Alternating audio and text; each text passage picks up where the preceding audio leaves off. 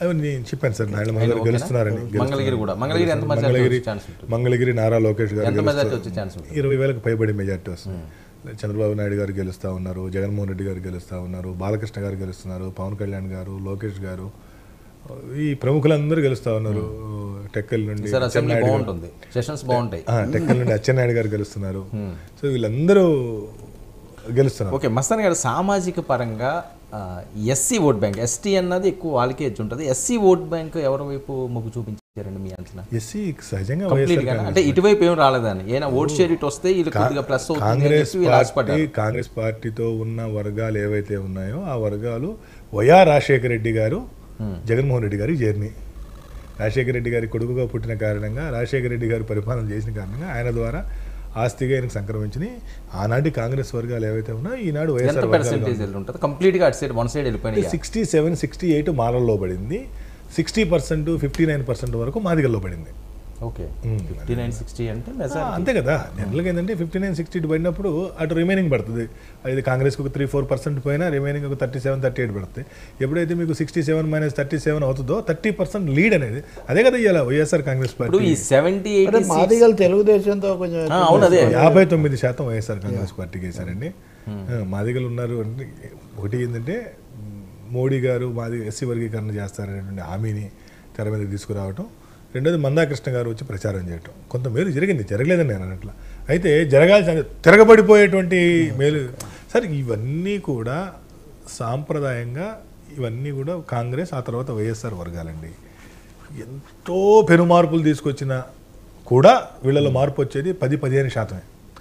పూర్తిగా మాలలు మాదిగలు తెలుగుదేశం పార్టీకి 70-80% జరిగే పరిస్థితి రాదు. అంటే పొత్తు పార్టీలకి ఏ సామాజిక వర్గం పోనీ అండగా నిలబడేది? ఇప్పుడున్న వీళ్ళకి వచ్చిన ఓటు శాతం వీళ్ళకి వచ్చే సీట్లు కానీ కమ్మకి పెద్దగా పర్సంటేజ్ ఉండదు. కమ్మ, కాపు, బ్రాహ్మణు, వైశ్య, క్షత్రియ ఇవి ప్రధాన సామాజిక వర్గాలు. కాపు, బ్రాహ్మణ, కమ్మ, క్షత్రియ, కమ్మ, బ్రాహ్మణ ఇవి పెద్ద డిసైడ్ చేసి మీరు అడిగితే లేకపోతే కాపు ఇవి ఎక్కువ ఫ్యాక్టర్.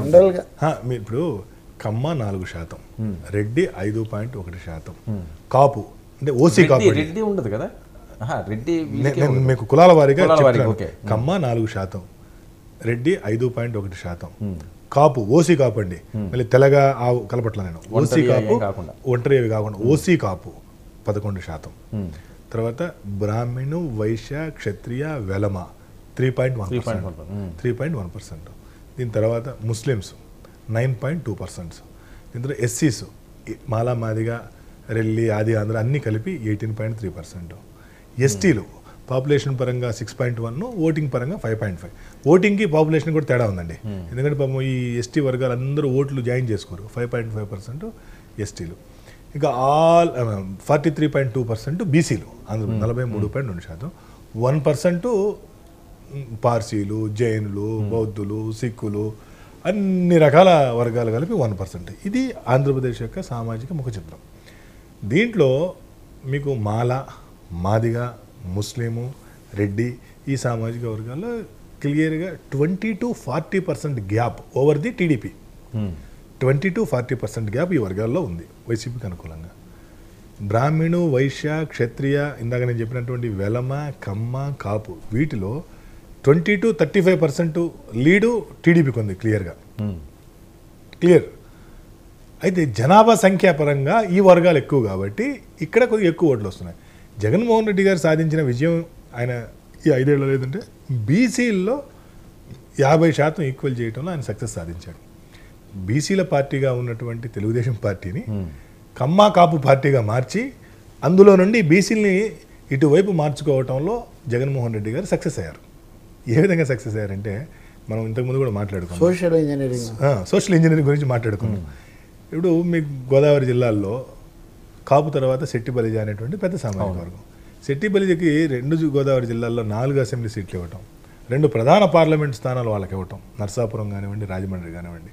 ఈ విధంగా మీకు ఎప్పుడూ లేనటువంటి కొత్తదనాన్ని కొత్త వర్గాలకు ఇవ్వడంతో ఆయా వర్గాల్లో ఏంటంటే రాజకీయ చైతన్యం ఆటోమేటిక్ వస్తాయి. అది ఎవరు చెప్పేదేం కాదు, ఆటోమేటిక్ వస్తారు. మన కుర్రాడు, మన పిల్లాడు, మన అమ్మాయి, మన ఇంటి ఆడపడుచు వచ్చింది అనేటువంటిది ఆటోమేటిక్గా. ఈ శెట్టి బలిజ సామాజిక వర్గానికి ఇంత ప్రాధాన్యత ఇవ్వడంతో ఈ శెట్టిబుల్జ సామాజిక వర్గంతో పాటు అప్పటికే వైఎస్ఆర్సీపీకి అనుబంధంగా ఉన్నటువంటి మాల, మాదిగ, రెడ్డి, అక్కడక్కడ ముస్లిమ్స్ అంటే మీకు తూర్పు పశ్చిమ గోదావరి జిల్లాలో చాలా తక్కువ ఉంటారు. ఈ వర్గాలన్నీ కలిసి మీకు పశ్చిమ గోదావరి, తూర్పు గోదావరి జిల్లాల్లో కూడా ఇలా వైఎస్ఆర్ కాంగ్రెస్ పార్టీ మినిమం పెర్ఫార్మెన్స్కి ఉపయోగపడ్డాయి. జగన్మోహన్ రెడ్డి గారి సక్సెస్ ఎక్కడంటే బీసీల్లో ఈక్వల్ చేయడంలో జగన్మోహన్ రెడ్డి గారు సక్సెస్ ఆధారం కాదండి. ఇప్పుడు ఒక సామాజిక వర్గ వ్యక్తి పోటీలో ఉన్నాడు అంటే గంప